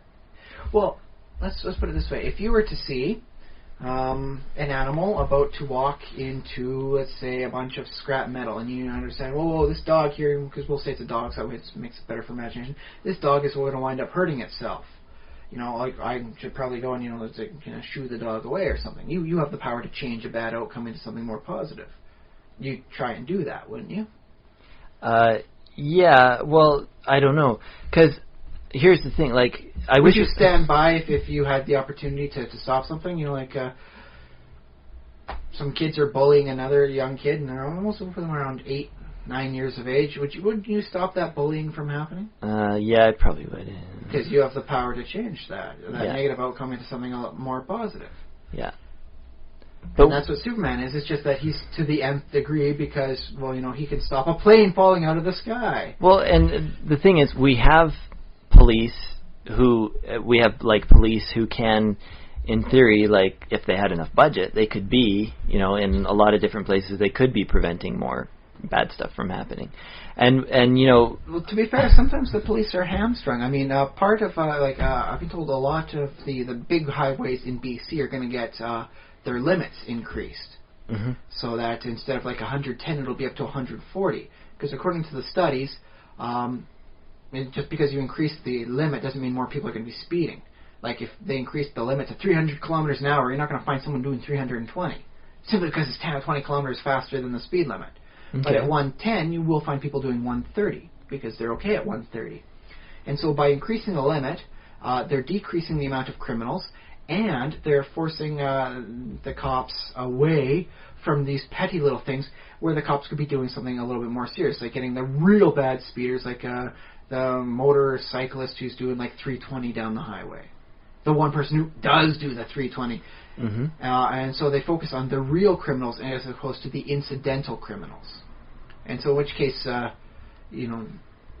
police aren't at their max efficiency because of not properly thought out legislations. Okay, yeah, I'm not sure.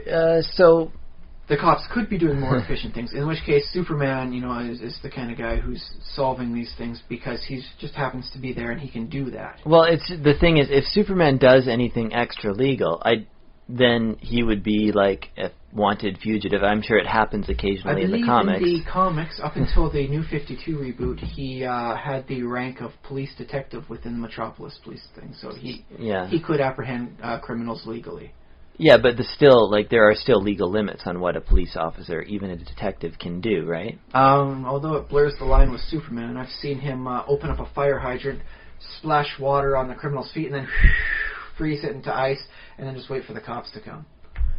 Yeah. I don't know. Yeah. Oh, he puts the lid back on. Maybe the fire hydrant, because he can do that too. Well, if he cleans up after himself, I guess it's fine. That's the thing. There's a few times when he'd leave it to the cops, and there are other times when he'd lift up the sidewalk and just take a big chunk out of the sidewalk. But they realized, dude, someone's got to put that sidewalk back, so he just kind of leaves them there. Okay, but I was trying to make, what was it? I wish we had a firefighter or a police officer to talk to. Maybe, I don't know if any listen to the podcast, but maybe in the future they will, and they can write in. It would be nice to get their opinion. But what I want to know about them is if they dream about a different profession, because here we have Superman being Superman, but dreaming about being a farmer. So reporter. You read stories about cops and firefighters dreaming about, I'd rather be fishing right now, or can't wait till I retire. And I'm wondering. I've seen the cops that do the midnight work, the midnight to 8 a.m. And the patience these guys have must make every last one of them qualify as saints. Because from what I've seen, if I was on that job, I would just show up to a scene within the first week. I'd just shoot everyone in the kneecap and go home. Just, you guys are all in the wrong. I hate all of you. Kneecap shots for everyone. I'm out of here. Yeah, so I'm wondering their what... Their patience must be just amazing. Yeah, what keeps them in their job? I mean, maybe... There must be the sense that what they're doing is ultimately right and that they are making sure that the thing is peaceful for all those law-abiding citizens who aren't causing trouble every night. Mm-hmm. I mean, it's difficult to start a different career, so there's that. So it wouldn't be like, oh, suddenly I'm going to be a farmer. Like, I'm going off, leaving the force. And hey, some people do that. I mean, have you seen the list of, like, for Janie Heineman from Mythbusters, all the stuff he's done? No. Well, I've seen sometimes they mention like a couple items. Ship captain. He's done like the special effects stuff. He's done being a long road trucker. I remember he has a bunch of scuba certifications. Yeah, he's scuba certified. He's been on a lot of areas like you would have to think like, well, like that does not say one to another. Mm-hmm. Sort of thing. And so at certain points in his life, he said, I want to do this. Forget about moving, like freight goods across the Midwest. I want to go scuba diving for, 12 hours a day, maybe. Mm-hmm. So, yeah, you can do that sort of thing. There's nothing that's stopping you aside from your own fears and the potential of losing your house if you can't get city work. Okay, well, I don't think we've solved any of the problems that I was asking, but it's okay. I think everyone dreams of at least something better. Like every time I see, hear the sirens, I look to see which vehicle goes by, and it always gets me. Like when the police go by, it's almost something that could have not have occurred. When the police go zooming by, it's for there's been a traffic accident, could have been avoided, sort of thing. If everyone was paying attention properly on the road. It's a crime, in which case that could definitely have been avoided, or it's been like a natural accident, like a gas main explodes, in which case sometimes due to crippling infrastructure, that's what we'll consider unavoidable. But by and large, what the police do, whenever you see a cop car go by, is something that didn't have to be. When the ambulance goes by, that's, sometimes that's, oh, I had a heart attack. You can't predict that. Even healthy people have heart attacks. But a lot of what they do is just incidental. So I think the paramedics don't have the same outlook as the police, because the police constantly have to show up to something that didn't need to happen if everyone would just quit being a dick. Yeah, well, so same with Superman. I guess sometimes. And that's why I believe he doesn't want to be Superman. If something's gone on, like, just a natural occurrence, if an earthquake happens, Superman is very happy to be Superman, because this is just like a natural incident where he has the ability to help solve a lot of problems very quickly. It's right up his alley of, saving the day. I don't believe he really wants to be Superman when criminals are spraying bullets out of the back of a vehicle because they decided to try a bank heist and everything went wrong. Yeah. Superman doesn't want to be Superman then, because that never had to happen. Yeah, I would think so. And well, okay, here's another thing about Superman. He can move faster than the speed of light, or let's say at the speed of light, if he doesn't want to time travel. We'll go to the modern era. He can get close to, but he can't beat the Flash. Okay, he can't beat the Flash. So why can't Superman, why can't he just live in Kansas, for example, and have a little office where he writes for the newspaper, the Daily Planet, and just, farms, gets up in the morning, does some farming 5 o'clock, and then starts writing for the paper at 11. And Mind you, if he's moving at Superspeed, it's 11 to 11:01. Yeah, exactly. Milking cows at Superspeed, that might be a little uncomfortable. That's probably not going to work out very well. You're going to want to take your time with that one. Although, conceptually, Superman could do some interesting movement between milking and typing at the same time. Yeah. Probably not good for his concentration, though. And then basically he can just have a cell phone, and they can text him anytime there's there's a crime in Metropolis happening. Okay, zip over, near the speed of light, 5 minutes to get there. I mean, depending on the continuity, Smallville is really not that far away from Metropolis. He could be there in a minute. Yeah. So, solve the crime or whatever, and stop the tie up the bad guys, guys, and head on back. And then head on back and, be typing again. And that does present an interesting situation of movement. I do know there's been a few times Batman has deduced who Superman is based on his flight patterns. Oh yeah, because he flies to Smallville or well, in this Metropolis. case, it's Superman is he had Batman had a thing up in geosynchronous orbit that was watching for supersonic speeds, and then he riddles out all the plane movements that go over top of Metropolis, and he sees the flight path, because Superman apparently does right corners a lot of the time. He flies along the street lines. He doesn't just kind of zip over. And so he notices there's a lot of times Superman is seen moving away from or towards the Daily Planet. Also from this apartment that, happens... From the phone booth outside the Daily Planet. Or, actually, a lot of times he'd do, the gender or supply closet sort of thing. Okay, yeah. And a lot of times there's a Superspeed coming from this apartment building. And who lives at this apartment building and works at the Daily Planet? Short-lived Clark Kent. Well, yeah. Da-da-da! World's greatest detective. And you know what? Sure, why not? I guess, if you want to, hasten up the whole, okay, how do you know who I am sort of thing, and that's why they team up together. Yeah. But if Superman is constantly seen going to and from, because if he's moving, from Smallville to Metropolis, it's a lot easier to see him that way, as opposed to him going between the buildings in Metropolis, in which case people, oh, no, he didn't come out from the, the Daily Planet, he's just turning the corner from that, that's all. Yeah. In which case, he hides better in the city. Well, can he fly in the subways or something like that? He could, but apparently some air current generator, and the chance of not paying attention, because he's got a big, case on his mind, smacks into a train. And he's fine, but the train, yeah. And everyone in there, not so well. Although, would he just smash through the window and just basically fly through the train? Or would would the train wreck because it hit Superman? I recall seeing an Inspector Gadget episode where someone fires a cannon, Gadget's between two mad trucks, and the back one's like a tank, and it fires a big cannon, but Gadget's working on his Gadget-mobile legs, and the bullet, and because it's, I don't know what sort of bullet it was, but it just carves a straight solid path through the front one. This thing just completely demolishes the engine of the front thing, just leaves a complete line of circular devastation. Absolutely beautiful. I imagine that's kind of like what it was like with Superman. He just rips right on through. Yeah.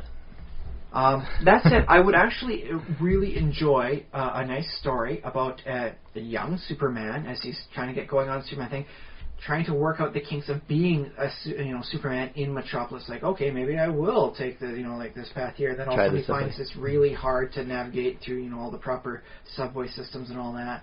And there's a whole lot of problems, he creates a lot of wind pull. So when he comes, shooting out into the train, station and goes up there, that's a huge amount of air current pulling up, and all of a sudden, people get knocked on their feet. Or he does it the wrong way, and he has to go back because he's accidentally, with the air current, knocked a person onto the rails. Yeah. So just the Superman having to, deal with the minutia of his powers, I think would be a very nice story. And that's what they did sometimes with the Silver Age. It would be kind of like a fourth wall breaking. Oh, hello, this is Superman, and a lot of people have been asking questions, writing in about where do I keep my suit as Clark Kent when I'm Superman, and then they have a story about how he super flattens it out, and then he hides it in a small pocket in the cape of his. He flattens it out with his hand, yeah, on an ironing board. Yeah, he just kind of flattens it up against it, and so it gets really flattened, because apparently he's got suits that can do that. Okay. And he puts it into the the secret pocket he's got on his cape, and then he can fly around doing whatever he wants, and his suit is safe, and then he can change wherever he wants back. Okay. Does it make a lot of sense? Not really, but it answers the question. It's a little fourth wall breaking. Yeah, you're thinking about it. Yeah. When he was Superboy, because in the Silver Age he didn't have the farm, his parents were living in town, and it would have been pretty suspicious for Superboy to keep flying out of Clark Kent's house.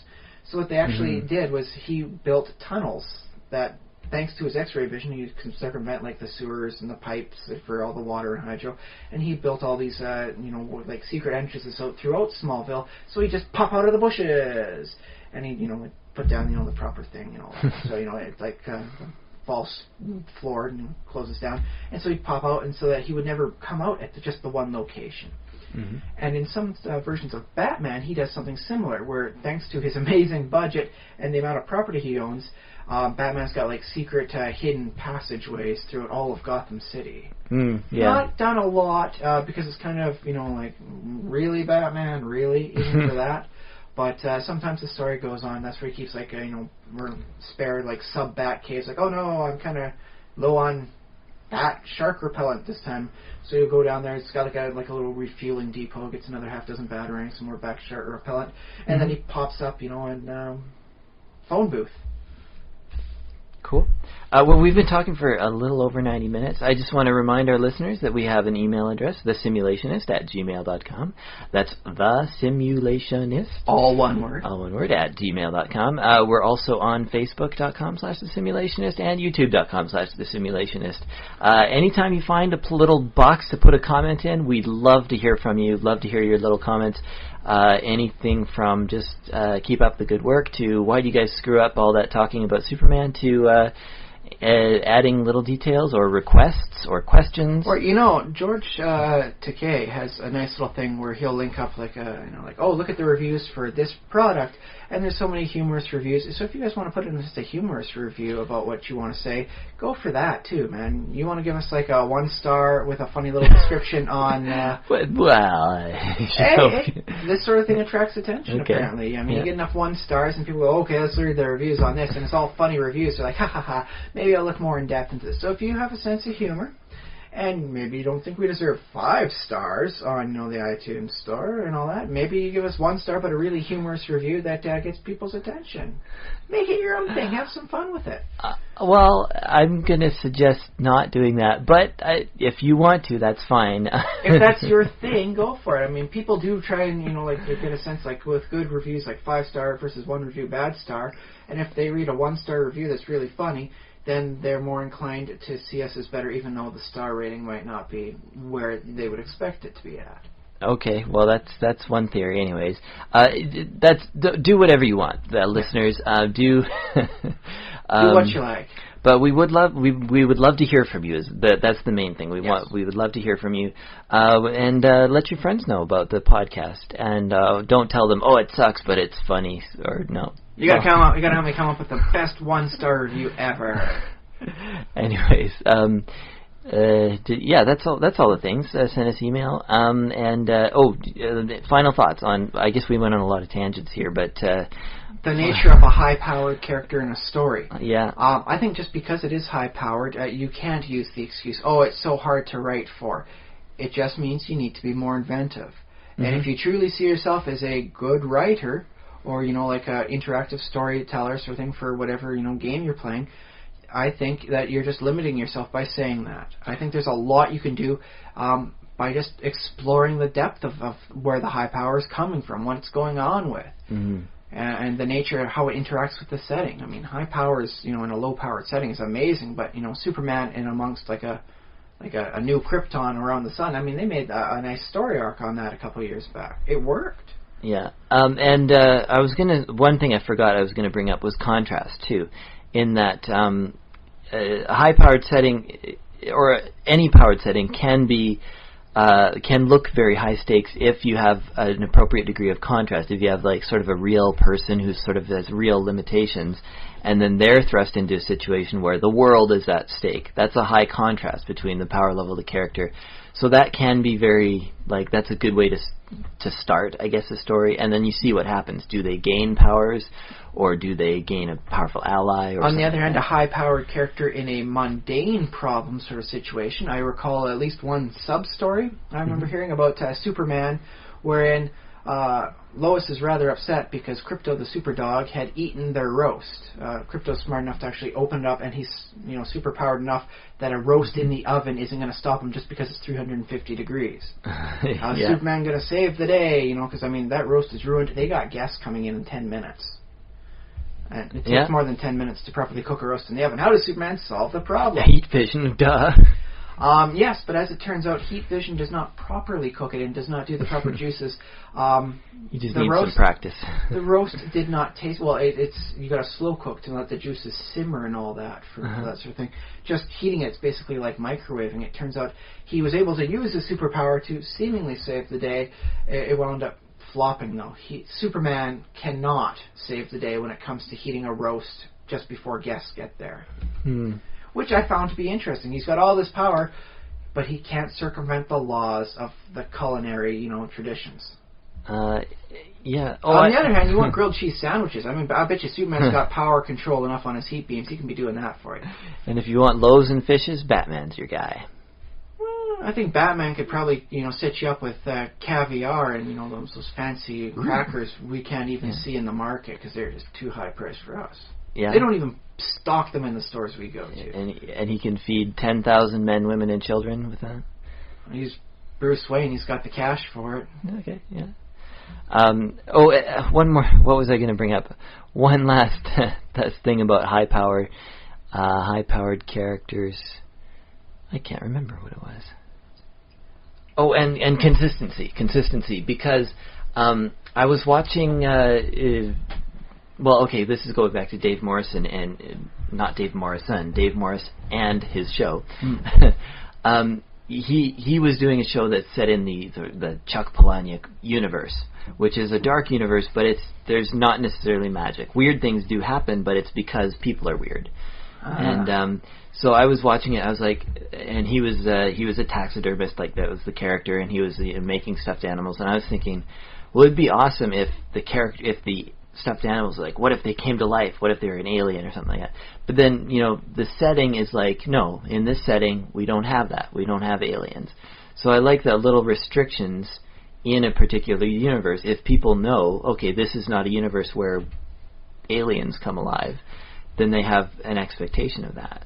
Yes, the internal consistency. I do believe that really does a lot for a setting. I've seen a few where it's just like, okay, sure, now everyone believes there's aliens out and about and they're landing, so they've got curfew going on.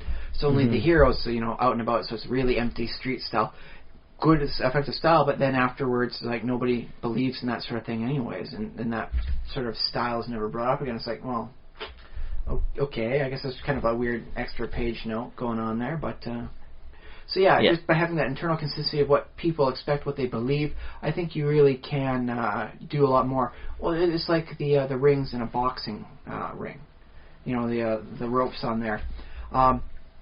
And it keeps you from falling over the edge sometimes. It's nice to have the ropes there to keep you in. And I guess it's not directly power related, but it can be. It can be like, are these characters, is there a limit on how much power a human being can acquire? Or just the hard set limits of like, you have this power, but you can't use power to do this. Why? Because that's an upper limit for what the power can do. Yeah, so you can have all the power of you can fly around and go back in time, but you can't make a good roast with your heat vision. Why? Because it takes time to cook. You're basically just microwaving it, Superman. That's true. You're doing nothing. You're doing no favor for your guests. On the other hand, with his super speed and senses, he could probably find a person who's making a roast and then pay them the money and do a quick switch, and they have their roast later on in the evening, and he brings the cooked roast back.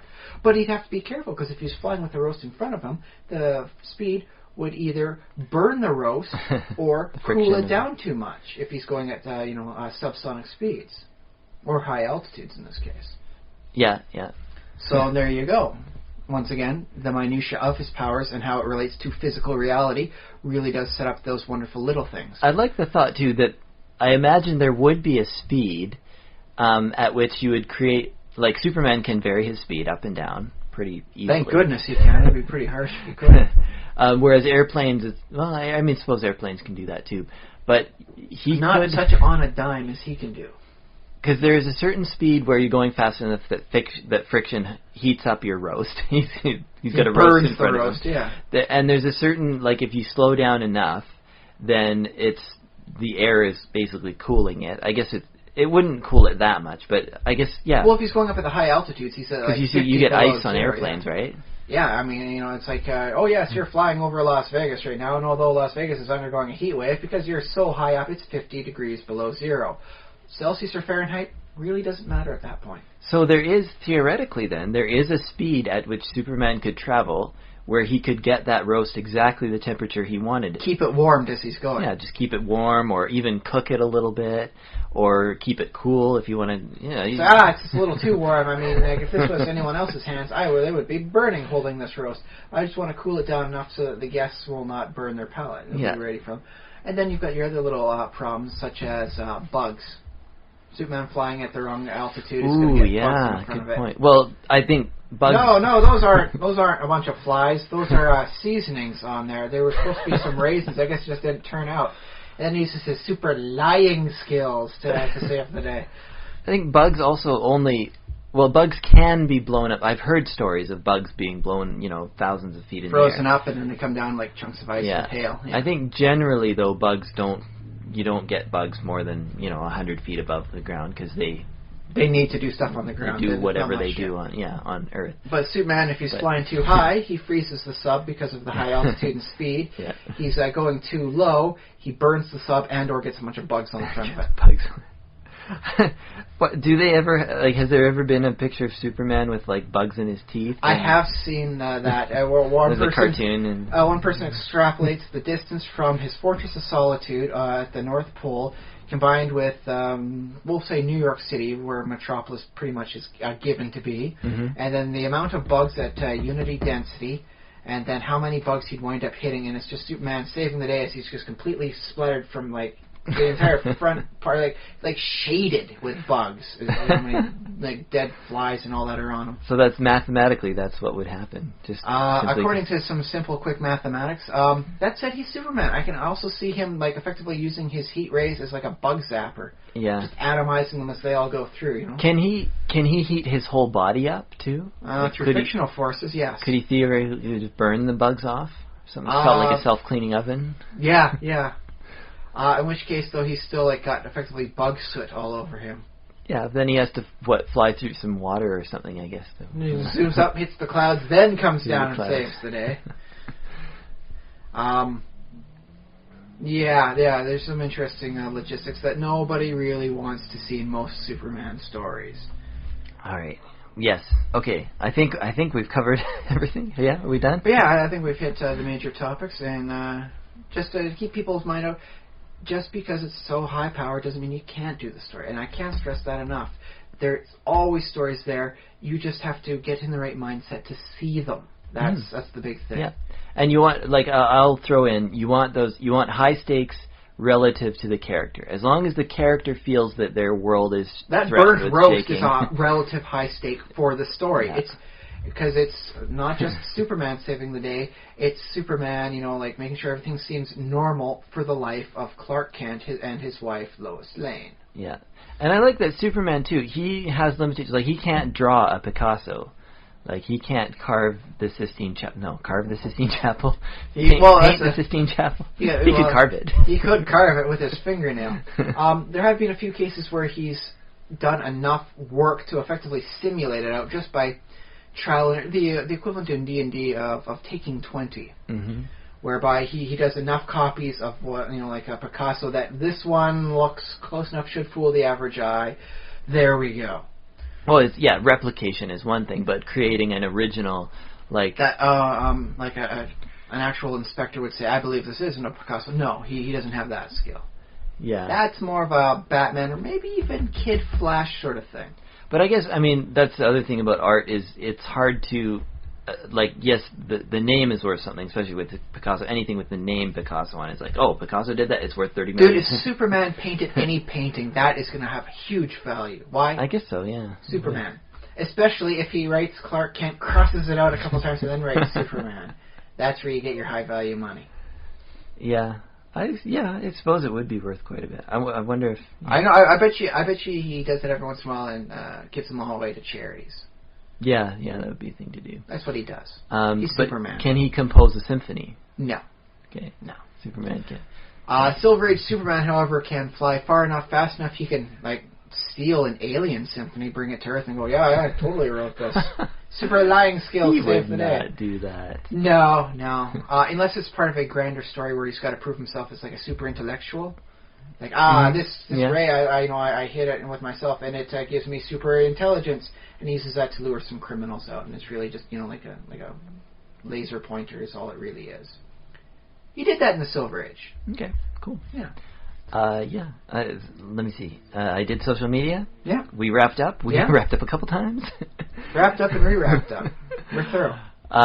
So join us again. We're back here again next week. School beginning. It'll be... There's one power Superman can't do. What's that? He can't make it to the next iteration before we record it. Well, he could travel forward through time, I guess.